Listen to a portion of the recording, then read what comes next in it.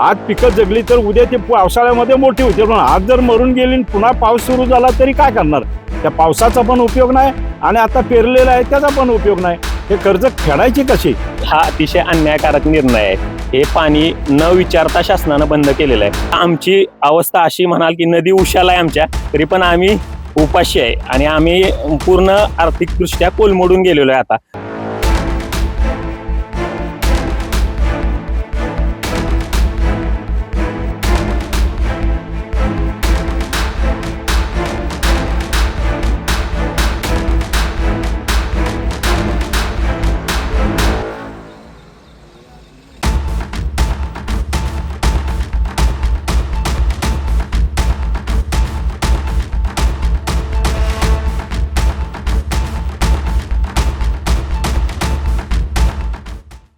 जून महिन्याचे 15 दिवस उलटून गेले तरी देखील पावसाचा एक टिपका देखील या सातारा जिल्ह्यामध्ये पडल्याला पाहायला मिळत नाहीये. दरम्यान त्याच अनुषंगाने पाण्याची काटकसर करण्यासाठी प्रशासनाने या ठिकाणी एक निर्णय घेतला आहे, एक आदेश जारी केला आहे. तो म्हणजे नदीकाठच्या परिसरातील गावातील जे शेतकरी आहेत त्यांनी कोणत्याही प्रकारे शेतीसाठी अथवा औद्योगिकरणासाठी कोणत्याही प्रकारे पाण्याचा उपसा करू नये या आदेश जारी करण्यात आला. त्याच्यामुळे शेतकरी आहे तो हवालदिल झालेला आपल्याला पाहायला मिळतो. या ठिकाणी नवराष्ट्रासोबत बोलत असताना शेतकऱ्यांनी मोठी चिंता व्यक्त केली आहे. उपासमारीची वेळ आर्थिक व्यवस्था या ठिकाणी त्यांची अर्थव्यवस्था जी आहे ते ढासळू शकते. दरम्यान मोठी उपासमारीची वेळ या ठिकाणी शेतकऱ्यांवर येऊ शकते, आर्थिक संकट त्यांच्यावरती येऊ शकतं अशी प्रतिक्रिया एकूणच त्यांनी दिलेली पाहायला मिळेल. दरम्यान या निर्णयामुळे मोठ्या प्रमाणावरती शेतकरी या ठिकाणी चिंतेत असल्याचं पाहायला मिळतंय. जून महिन्याचे 15 दिवस उलटून गेले तरी कोणत्याही प्रकारचं पाणी या ठिकाणी पावसाचं पाहायला मिळत नाहीये. त्यामुळे या ठिकाणी पाणीसाठा देखील सातारा जिल्ह्यातील संपूर्ण धरणांचा कमी झाल्यामुळे साताऱ्यासह संपूर्ण जिल्ह्यामध्ये या ठिकाणी हा आदेश आहे तो जारी करण्यात आला आहे. त्याच्यामुळे या ठिकाणी शेतकरी मोठ्या चिंतेत असल्याचं पाहायला मिळते. या ठिकाणी जर अनधिकृतपणे पाण्याचा उपसा शेतकरी असेल किंवा औद्योगिकरणासाठी जर या ठिकाणी करण्यात आला तर या ठिकाणी प्रशासनाच्या वतीने त्यांचा परवाना रद्द केला जाईल, विद्युत पुरवठा आहे तो खंडित केला जाईल, तसेच कायदेशीर देखील कारवाई केली जाईल अशी या ठिकाणी आदेश जारी करण्यात आल्यामुळे त्याच्यामुळे मोठ्या प्रमाणावरती शेतकऱ्यांसह औद्योगिक व्यावसायिकांमध्ये या ठिकाणी भीतीदायक वातावरण निर्माण झालंय. महाराष्ट्रामध्ये पावसाचा अजूनही कोणता पत्ता पाहायला मिळत नाहीये. जून महिन्याचा 15 दिवस उलटून गेले तरी कोणत्याही प्रकारच्या पावसाच्या सरी महाराष्ट्रामध्ये पडताना आपल्याला पाहायला मिळत नाही. त्याच्यामुळे प्रशासनाने एक निर्णय घेतलाय, जो नदीकाठचे परिसर आहे त्या नदीकाठच्या परिसरामधील गावांना पाण्याचा उपसा शेतीसाठी देखील करू नये आणि औद्योगिकरणासाठी देखील करू नये याचा निर्णय घेतला. त्याचा फटका मोठ्या प्रमाणावरती शेतकऱ्यांना बसला आपल्याला पाहायला मिळतोय. माझ्यासोबत काही शेतकरी आपण त्यांच्याशी बातचीत करतोय. आता सध्या जो निर्णय घेतलाय प्रशासनाने जो पाणी उपसा जो करणं आहे ते शेतीसाठी पण बंद करावा, असे पाण्याचा पुरवठा राखून ठेवण्यासाठी हा प्रयत्न केलाय. तुमची काय या ठिकाणी प्रतिक्रिया आहे त्याच्यावरती? आमच्या मते सर्व शेतकऱ्यांच्या वतीनं मी बोलतोय की हा अतिशय अन्यायकारक निर्णय आहे. हे पाणी न विचारता शासनानं बंद केलेलं आहे. शेतकऱ्यांशी चर्चा करून किंवा एक ठराविक मुदत द्यायला हवी होती, 8 दिवस 10 दिवस की बाबा आम्ही पाणी बंद करणार आहे. त्या दृष्टीनं शेतकऱ्यांनी पुढचं नियोजन केलं असतं, पण तसं कुठलंही नियोजन शेतकऱ्यांना करता आलं नाही. त्याच्यामुळे हा निर्णय अतिशय अन्यायकारक आहे. आणि आता आमची अवस्था अशी म्हणाल की नदी उशाला आहे आमच्या, तरी पण आम्ही उपाशी आहे आणि आम्ही पूर्ण आर्थिकदृष्ट्या कोलमडून गेलेलो आहे आता. कारण पुढचं नियोजनच सर्व आमचं एकदम उद्ध्वस्त झालेलं आहे.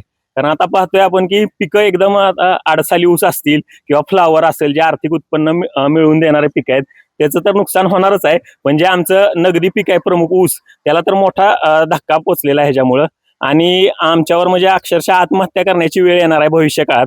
तर शासनानं ह्याचा विचार केला पाहिजे की बाबा शेतकऱ्यांना गरज आहे पाण्याची आत्ता, तर त्यावेळेस त्यांनी थोडा का होईना, आता ते 6 तास देत होते, आम्ही म्हणतो 4 तासच द्या दिवसाला, पण एक थोडे दिवस पाऊस येईल, पण 1 महिन्याने येईल पाऊस. असं नाही की पाऊस येणारच नाही, येईल पाऊस, पण तोपर्यंत आम्हाला त्यांनी थोडे वीज पुरवठा त्यांनी खंडित न केला नाही पाहिजे आमचा, आणि तो चालू ठेवला पाहिजे. तर वीज पुरवठा त्यांनी पूर्णपणे बंद केल्यामुळं अतिशय आम्ही शेतकरी वर्ग अडचणीत आलेला आहे. मग तो सामान्य शेतकरी असेल, नाही तर मोठा बागायतदार शेतकरी असेल, ज्या त्या पद्धतीनं जो तो शेतकरी अडचणीत आलेला आहे. तर आता शासनाला आमची सर्व शेतकऱ्यांची विनंती आहे की बाबा शेतकऱ्यांना थोडा अवधी द्यावा, एक 15 दिवस महिनाभर, एक 15 दिवसापुरती तरी लाईट आम्हाला द्यावी. कारण पाणी तेवढं आहे. आता अशी पण अवस्था नाही की अगदीच प्यायला पाणी नाहीये. पाणी नदीत आहे, आपण तुम्ही बघितलं असेल की पाणी आहे नदीत, पण ते शेतीला वापरू शकत नाही आम्ही, का तर ते डिस्कनेक्शन आमचं केलेलं आहे. आणि ते त्याच्यावर सरकारनं कायदा केल्यामुळं कोण धाडस पण करू शकत नाही की ते जोडण्याचं, कारण ते गुन्हे दाखल करणार आहे सरकार. म्हणजे सर्व चारी बाजूने सरकारनं दहशत घातलेली आहे शेतकऱ्यांवर की पाणी तुम्ही पाजू शकत नाही कुठल्याही प्रकारे.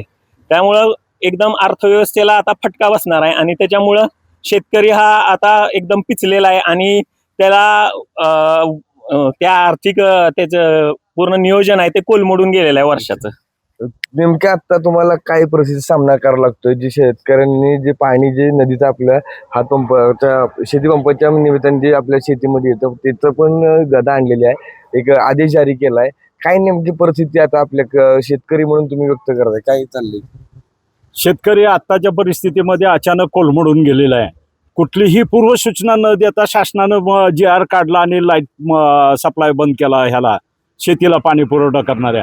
आता शेतीला पाणी पुरवठा करणाऱ्या लोकांनी ऊस लावलेले, आम्ही ऊस लावलेले आहेत, रोपं लावलेले आहेत. ऊसाची रोपं 2 दिवसापेक्षा 3 दिवसापेक्षा जगू शकत नाहीत. अशा परिस्थितीत आम्ही खर्च केला, कर्ज काढलं, दागिने गहाण ठेवून आम्ही शेतात ऊस लावले. आणि आता परिस्थितीमध्ये जर लाईट बंद केली तर काय होणार? पाणीच नाही मिळणार. पाणी नाही मिळालं की रोपं आमची वाळून जाणार.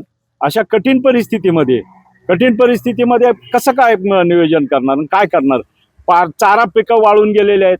सामना आम्हाला असा करावा लागतोय की मका शेतामध्ये गुरांच्यासाठी मका आहे, ती मका वाळून गेलेली आहे, रोपं ऊसाची वाळून चाललेली आहेत. आता 1 महिन्यापुरतं जरी सरकारने आम्हाला पाणी पुरवठ्याची व्यवस्था केली किंवा पाणी उचलायला परवानगी दिली तर आमची पिकं जगतील. आज पिकं जगली तर उद्या ती पावसाळ्यामध्ये मोठी होतील. पण आज जर मरून गेली पुन्हा पाऊस सुरू झाला तरी काय करणार? त्या पावसाचा पण उपयोग नाही आणि आता पेरलेला आहे त्याचा पण उपयोग नाही.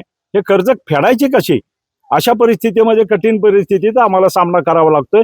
दुसरी गोष्ट की जर समजा उपसा केला, नाईलाजानं माणसानं उपसा केला की त्याच्यावरती मग दंडात्मक कारवाई करणार, मोटर उचलून नेणार, त्याच्यावरती गुन्हा दाखल करणार, त्याच्या बायका पोरांना पोलीस स्टेशनमध्ये नेणार, तिकडं हॅरेसमेंट करणार. म्हणजे इकडं एक तर पिकं वाळवून घालवली, पुन्हा माणसाला पण तिकडं हैराण केलं. काय करायचं माणसाने? मग कशासाठी जगायचं तरी कशासाठी? पुन्हा शेतकऱ्यांना आत्महत्या करण्याशिवाय मार्ग राहणार नाही. आणि आता मागणी काय तुमची? संपूर्ण परिस्थिती तुम्ही जाणून घेतली तुमची, मात्र आता मागणी काय? आमची मागणी अशी आहे की आमच्याकडे पाणी भरपूर आहे, नदीला पाणी भरपूर आहे, ते पिण्यासाठी पाणी योग्य नाही, ते पाणी फक्त शेतीसाठी उपयोगात येतंय. तर शासनानं आम्हाला आठवड्यातून कमीत कमी 4 दिवस तरी द्यावे किंवा दररोज 4 तासाचं तरी द्यावं. म्हणजे आम्ही सरकारला आम्ही सहकार्य करायला तयार आहे. पण सरकारनं आम्ही जगलं पाहिजे ह्याचा तर विचार केला पाहिजे. ज्याचा काय शेतीशी संबंध आहे अशा अधिकारी मंत्रालयात बसतात आणि कागदावरती निर्णय घेतात. त्याला रुमणं माहित नाही, का पेरायचं कसं माहिती नाही, काय माहिती नाही. तो तिथं मंत्रालयात बसून निर्णय घेतो. इथं माणसं पटापटा मरायला लागली. काय अवस्था झाली शेतकऱ्याची? त्याला काय तिथं येशीत बसून फरक नाही पडत, त्याचा पगार कमी होत नाही. इथं माणसांची पिकं वाळून चालली, गुरांना प्यायला पाणी नाही, कोंबड्यांना पोल्ट्री आहे, पोल्ट्रीला प्यायला पाणी नाही, गाया पाळलेल्या आहेत, गायांना प्यायला पाणी नाही. मग हा निर्णय घेऊन साध्य काय केलं त्याने? आपण जर पाहिलं या ठिकाणी शेतकरी जो आहे तो हवालदिल झालेला पाहायला मिळतोय. पाण्याचा उपसा बंदी जो आदेश जारी केला आहे सरकारच्या माध्यमातून या ठिकाणी, त्याच्यामुळे मोठ्या प्रमाणाची पिकं देखील जळण्याची शक्यता या ठिकाणी शेतकऱ्यांच्या माध्यमातून व्यक्त झालेली आपल्याला पाहायला मिळते. ओमकार सोनाली, नवराष्ट्र, जी सातारा.